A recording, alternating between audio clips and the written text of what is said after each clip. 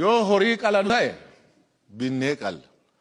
Araarabni suni hayyuun maltee namatu qalama yoo jedhe ana qalaati dhiigna kiyyaan nagaa godha.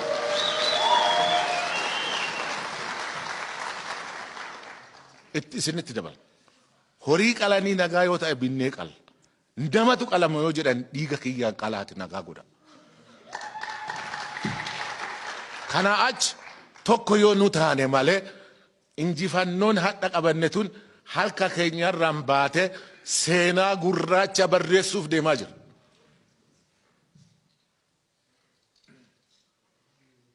Oromoof seenaa barreessaa badaa gurraacha barreessuuf deemaa jira. Kanaaf araar guddaan tokko abbootii siyaasaa kana keessatti gaggeeffamuu qaba. Yoo kun ta'e nagaan hin buutu. Yeroo gabaabaaf caffeen kun aangoo kan qabu hunduma gidduu galee ka isaanii fuudhee araarsu koree tokko dhaabee hadha murtii tokko ogeessota keessa kan qabu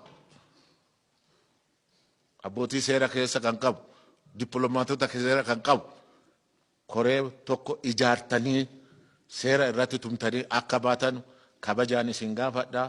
Wanna hunduma keessaan boochiseef dhiifama na godha. Anillee boo'etaan isin boochise.